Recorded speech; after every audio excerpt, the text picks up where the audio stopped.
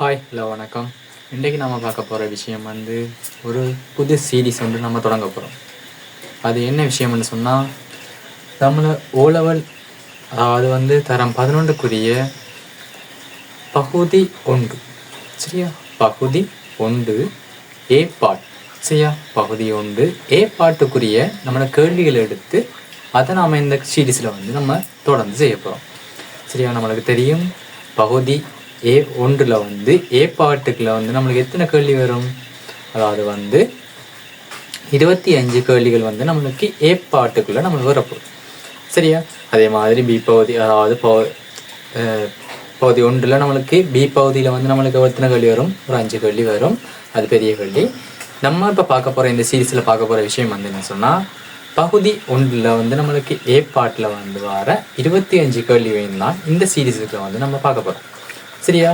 இப்போ கட்டாயம் நம்மளுக்கு இது முக்கியமான விஷயம். அதாவது நம்மளுக்கு ஓலவில் நம்மளுக்கு மார்க்ஸ் கூட எடுக்கணும்னு சொன்னால், நம்மளுக்கு இந்த 25 பாட்டில், அதாவது பகுதி ஏழு நம்ம எவ்வளோத்துக்கு மார்க்ஸ் கூட எடுக்கிறோமோ அதுதான் நம்மளுக்கு நம்மளுக்கு உயர்ந்த தரத்தை எடுக்கிறதுக்கு ஈஸியாக இருக்கும். சரியா? இப்போ நம்மளுக்கு இன்றைய நாளில் நம்மளுக்கு இந்த சீரீஸை தொடங்குவோம். சரியா? ஓகே. இப்போ அதாவது இந்த பகுதி ஏக்குலாம் நம்மளுக்கு நிறைய டைமில் மினக்கெடுத்தக்கூடாது. சரி, அதுதான் நம்மளுக்கு இதில் முக்கியமான விஷயம். இலக்கு வழியில் நம்மளுக்கு எப்படி இந்த கேள்விகளை செய்கிறதுன்றது தான் நம்மளுக்கு இந்த சீரீஸில் நாம் பார்க்க போகிற விஷயம். சரியா? ஓகே. இப்போ நம்ம இன்றைக்கு பார்க்க போகிற விஷயம், முதலாவது கேள்வி, அதாவது எந்த வருஷத்தில் நம்ம எடுத்துட்டோம்னா 2023-24 சரி, 2023-24 பேப்பரில் இந்த எடுத்து வந்த முதலாவது கேள்வி. சரியா? முதலாவது கேள்வியை இன்றைக்கு பார்க்க போகிறோம். சரியா? தொடர்ந்து இந்த சீரீஸில் நம்ம அடுத்தடுத்த கேள்விகள் பார்த்துக்கொண்டு போவோம். சரி, ஓகே. இப்போ முதலாவது கேள்வி. சரியா? நம்ம முதலாவது கேள்வி என்னென்னா 12%. சரியா? 12%. அதாவது இது ஒரு நம்மளுக்கு ஒரு வரி சம்பந்தமான, அதாவது சதவீதம் சம்பந்தமான ஒரு கேள்வி தான் இந்த ஆண்டில் நம்மளுக்கு முதலாவது கேள்வி வந்திருக்கு. சரியா? மிகவும் ஈஸியான ஒரு விஷயம். சரியா? ஓகே. 12% ஆண்டு இறை சதவீதத்தை, சரியா, இறை சதவீதம்னு சொல்றது நம்மளுக்கு இந்த ஒரு வரியாக இருக்க போகுது. சரியா? இறை சதவீதத்தை அறவிடும் ஒரு குறித்த நகரசபை எல்லைக்குள், அதாவது ஒரு நகரசபை எல்லைக்குள்ள ஒரு நகரசபையால் அறவிடுற ஒரு வரி. சரியா? எல்லைக்குள் இருக்கும் ஒரு கடையின் ஆண்டு மதிப்பீட்டு பெருமானம், அதாவது அந்த கடை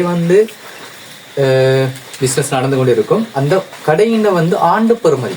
சரியா? அதாவது வருஷத்துக்கு எவ்வளவு வருமானம் வருதுன்றது சொல்றாங்க.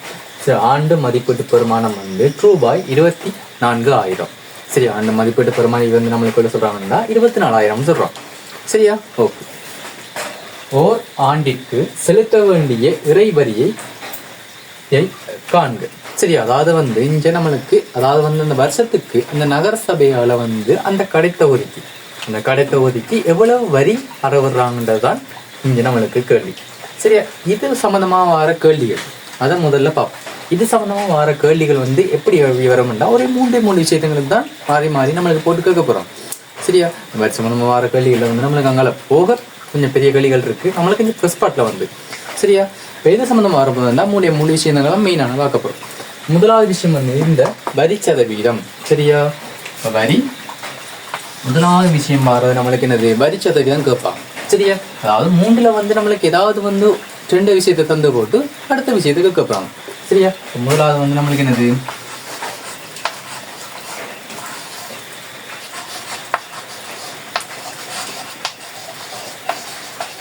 வரி சதவீதம். சரியா? இது முதலாவது விஷயம். சரியா? கேட்குற கேள்வி.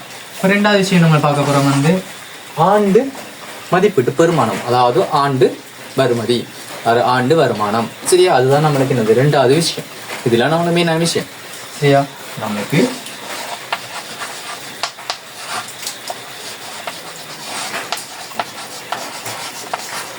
ஆண்டு வருமானம். சரியா? இது ரெண்டாவது விஷயம். மூன்றாவது விஷயம் நம்மளுக்கு கேட்கப்பட்ட கேள்வி என்னது? வரியை காண்க, அதாவது வரி, வட்டி, அது சம்பந்தமா வர விஷயம். சரியா? நம்மளுக்கு மூன்றாவது விஷயம் கேட்பாங்க. சில நம்மளுக்கு வரி என்று கேட்பாங்க, அல்லது வட்டியாதண்டு. சரி, அதை வட்டியல் சம்பந்தமா வர கேள்விகளை நம்மளுக்கு வட்டியாதண்டு கேட்பாங்க. சரியா? இதுதான் நம்மளுக்கு மெயினான இந்த கேள்வியில முக்கியமா தெரிய வேண்டிய விஷயம். சரியா? ஓகே, இப்போ இதை நம்ம பார்த்துட்டோம். இப்போ நம்ம கேள்விக்குள்ள போவோம். இப்போ கேள்வியில் நம்ம கேட்ட விஷயம் வந்து நம்மளுக்கு என்னது? வரி சதவீதம் தந்திருக்காங்க 12%.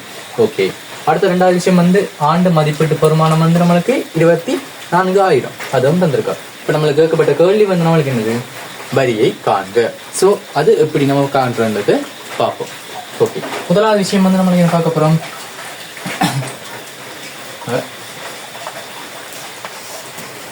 வரி சமன். சரியா? வரி சமன் நம்மளோட ஆண்டு மதிப்பீட்டு பெருமானம் இருக்குல்ல, அதுக்கு எவ்வளவு சதவீதம் வந்து வரி அறவுறாங்க? 12%. சரியா? ஓகே, அப்போ நம்மளுக்கு ஆண்டு பெறுமதி தர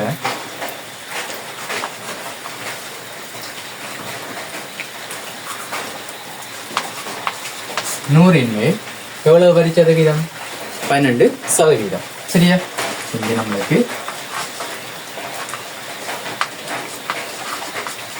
சதவீதம். இதுதான் நம்மளுக்குரிய கேட்கப்பட்ட கேள்வி. சரியா? இப்போ நம்ம இதை கண்டுபிடிச்சு வரியை கண்டுபிடிக்கலாம். இதுதான் நம்மளுக்கு என்னது? பொது சமன்பாடு. இதுல வச்சுக்கொண்டு நம்மளுக்கு என்னது? மூண்டையும் மாறி மாறி கேட்கலாம். ஆண்டு பெறுமதி கேட்கலாம், ஆண்டு சதவீதம் கேட்கலாம். சரியா? இதை பொறுத்து நம்மளுக்கு என்னது? கேள்விகளை மாத்தி மாத்தி கேட்பாங்க. அவ்வளவுதான் விஷயம். சரியா? முதலாவது நம்மளுக்கு தெரியும் ஆண்டு பெறுமதி எவ்வளவு? ரூபாய் 24,000 தர வரி சதவீதம் எவ்வளவு? 12%. ஓகே, இப்போ நம்மளுக்கு கீழே வந்து 100. ஓகேவா? இதை நம்ம கண்டுபிடிக்கிறோம். சரி, இப்போ நம்ம இதை சுருக்கணும்னு சொன்னால் நம்மளுக்கு நேரடியாக வந்து விட கிடைக்கும். அவ்வளோதான் விஷயம். சரியா? ஓகே, இப்போ நம்மளுக்கு என்னது? இங்கே 2 பூச்சியங்களை வெட்டலாம். அதாவது வந்து 100ஆல் நம்ம இதை பிரிக்கிறோம்ன்றது தான் அர்த்தம். சரியா? அதுக்கு பிறகு 12ஆல் வந்து இதை பெருக்கிறோம்டா நம்மளுக்கு அதாவது ஆண்டிற்கு செலுத்த வேண்டிய வரி. சரி, இந்த வசனம் நம்மளுக்கு முக்கியமான விஷயம் வந்து ஓர் ஆண்டிற்கு. சரியா? நம்மளுக்கு வரி சதவீதம் ஆண்டுக்கு தந்திருந்தாங்கன்னு சொன்னா நம்மளுக்கு என்னத்துல தாராங்கிறத காணிக்கும். சரியா?